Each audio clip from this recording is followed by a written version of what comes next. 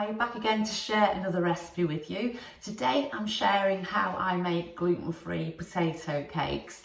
The full recipe for this is over on my blog, but it's only really simple to make, so you could literally just throw these together just with some leftover mashed potato, just doing the same thing. But if you want the full quantities, then just check out the recipe on my blog. So I'll just crack on and show you how I make them. So for making potato cakes, I like to use King Edward potatoes. I know that if you're watching this from another country, then you might not be able to get King Edwards, but if you get a floury potato, that will work a treat. These King Edwards are my go-to for everything. I use them for chipped potatoes, roast potatoes, because they just go nice and fluffy when you parboil them before roasting them, but they make great potato cakes as well. Some people prefer to use Maris Piper, but I find that Maris Piper is slightly sweet, but that's just my preference. But you go with a floury potato of your choice. So with this, I'm just going to peel some potatoes and pop them in a pan. Okay, so once I peel the potatoes, just cut them into even sized pieces just so they cook evenly. And then I'll boil these up now and cook them for about 15 to 20 minutes. So once the potatoes are cooked and a knife just slips nicely through the pieces, just drain the water off the potatoes. Okay, just make sure every bit of water is drained off there.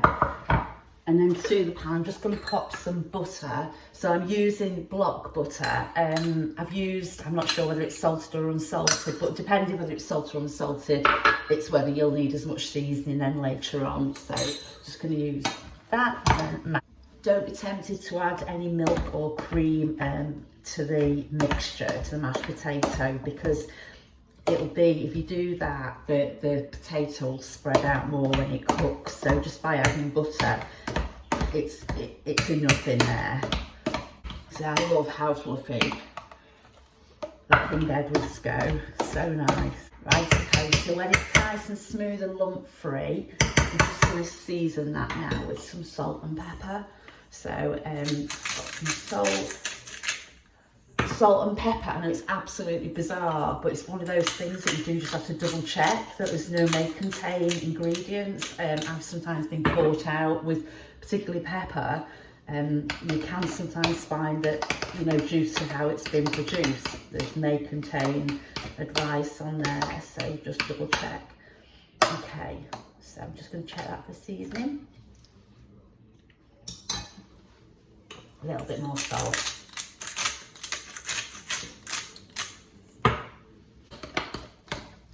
That's fine now. So that's like that. So I'm just going to leave that to go cold now, or more or less cool, before I add the flour to that. So the potatoes have cooled now quite a bit, and they're fine to handle. So I'm just going to add in some some gluten-free self-raising flour. That's the one I've used again today. If you've not got self-raising flour and you're using a plain or all-purpose, then just add a little bit of gluten-free baking powder as well to the flour, and that will do the trick. About half a teaspoon, something like that would be all right, but I do mention about that in the recipe as well. Okay, so just stir that flour through, and at any point then, to be honest, you just get your hands in and then just get the flour mixed in there.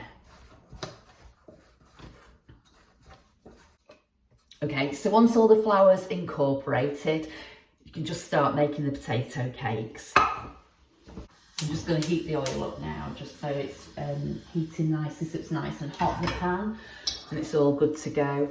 So I'm just going to pat out the potato cakes. You can make them whatever size you like with the potato cakes.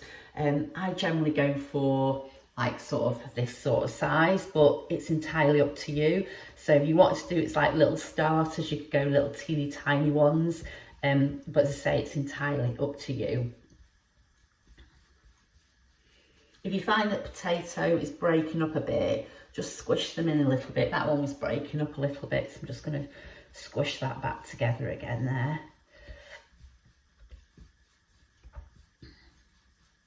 And pop that to one side. They're really nice to handle actually, these are lovely.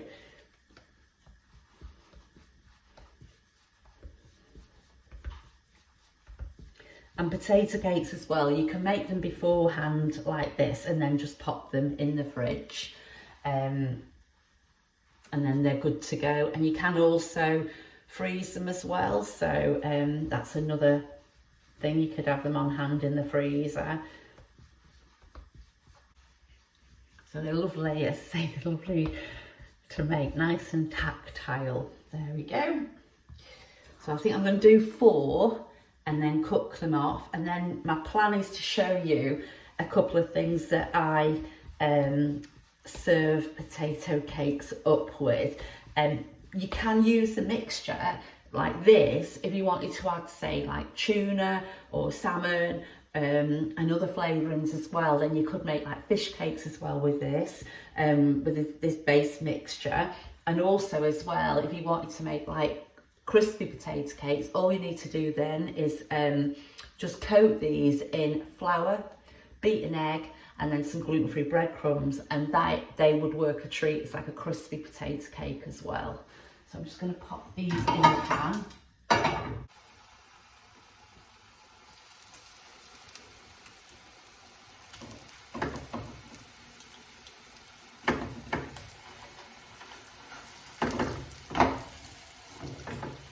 I'm just going to cook these until they're golden brown. I like to sort of leave them on one side for about 2 minutes, just until they get like that seal at the bottom before I turn them over. So we'll just leave them like that for that time. Cook them probably on a medium heat. Just want them nice and golden brown.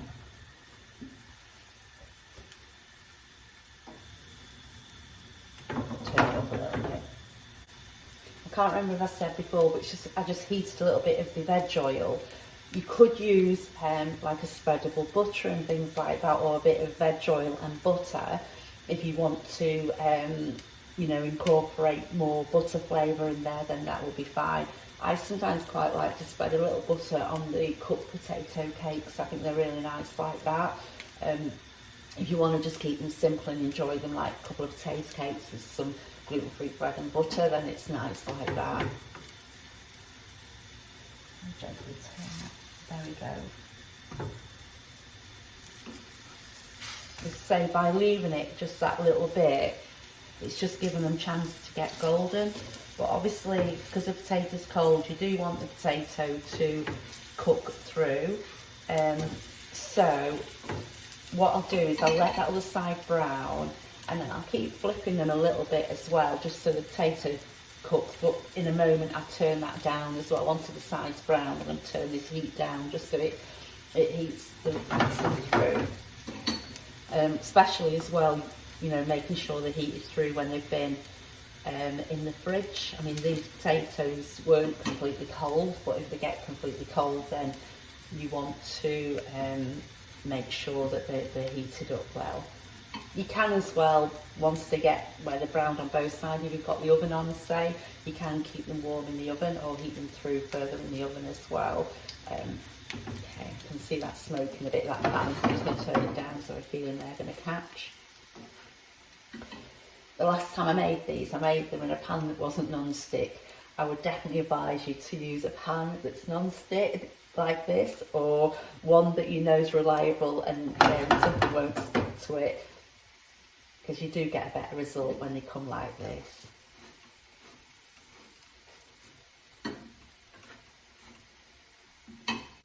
Okay, so when they've browned on the other side, I shouldn't really use my fingers to do it like that, but yeah, so when they've browned on the other side, then just turn them over like that. And once they've got that coating, they are quite robust then, they'll take that. I think they're looking great. So I just want to heat them through a little bit more now. And they have gone properly crispy as well. They've absorbed all that oil that I put in them, which wasn't a lot. It was probably about a dessert spoon of oil. But they've absorbed it and got that like nice dry crispy topping on there now, or crispy coating. saying, you just keep turning them just to make sure that they're heated through.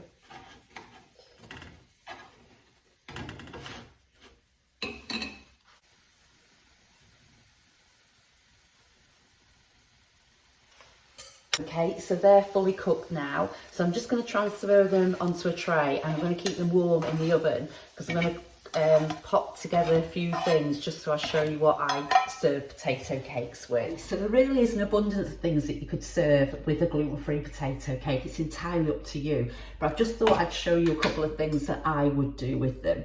So I would just simply have them with butter. Neil's mum used to make not gluten-free potato cakes before I was diagnosed with celiac. Actually, she used to do potato cakes and send us home with them wrapped in foil, and she used to actually incorporate the carrots and swede for the meal as well. So she'd do them in butter and send them off in foil, and that's sort of how they would be, but they'd have carrots and swede in, but they were so good. So that's just one way, just simply spread with butter. And of course I've used butter for my own dedicated gluten-free butter pot out the fridge. So that's the first way I'd say. And then the other one is you could serve it up as part of a breakfast. So maybe pop a potato cake on the side and do some bacon, do some tomatoes in the oven. I've done them a bit fancy, so I don't always do them like this, but just because I thought it'd look nice on camera and showing you. Let me just move that around. Okay, and then I'm going to do a little few beans on there as well.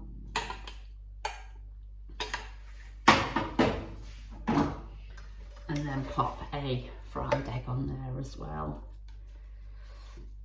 So that's just sort of served up as like part of a breakfast.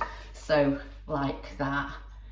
Obviously you can have as many potato cakes as you want, but I've gone moderate on there. So just like that. And again, chuck whatever you want on, whatever grabs you, because potato cakes are just that neutral flavour. So they will work with so many other things.